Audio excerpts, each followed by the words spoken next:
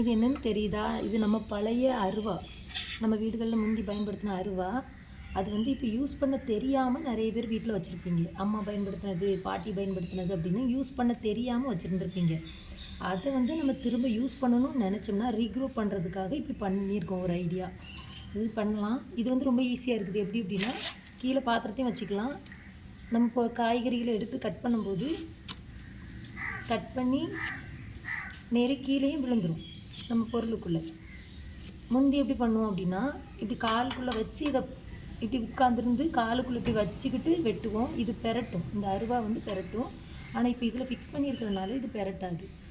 அதே மாதிரி cut பண்ணினோம்னா cut பண்ணிவிட்டு இங்கே ஒரு தனியாக ஒரு பாத்திரத்தில் இப்படி எடுத்து எடுத்து வைப்போம். ஆனால் இது அப்படி தேவையில்லை. நம்ம கட் பண்ணி ஸ்ட்ரைட்டாக கீழே போட்டுடலாம்.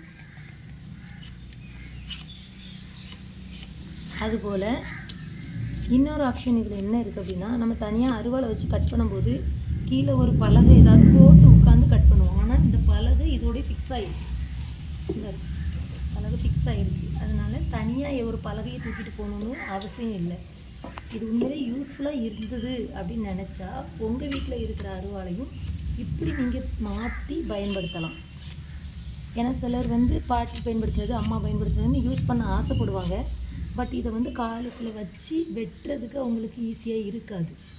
இது வந்து ரொம்ப ஈஸியாக இருக்கும், எளிமையாக இருக்கும். ரொம்ப உயரமாக வேண்டாம் அப்படிங்கிறவங்க இப்படி ஷார்ட்டாகவும் இது பண்ணிக்கலாம். இல்லை எனக்கு இப்படி உயரமாக இருந்தால் பெட்டர் தான், நான் கட் பண்ணுனா இப்படி போட்டுக்கிடுவேன், ஈஸியாக இருக்கும், எனக்கு இந்த பாத்திரத்தை கீழே வச்சு கட் பண்ண ஈஸியாக இருக்கும்னு நினைக்கிறவங்க இந்த பலகை ஹைட்டை கொஞ்சம் வசதி ரெடி பண்ணிக்கிட்டோம்னா இந்த அருவாளை நம்ம யூஸ் பண்ணலாம். யூஸ்ஃபுல்லாக இருந்ததா?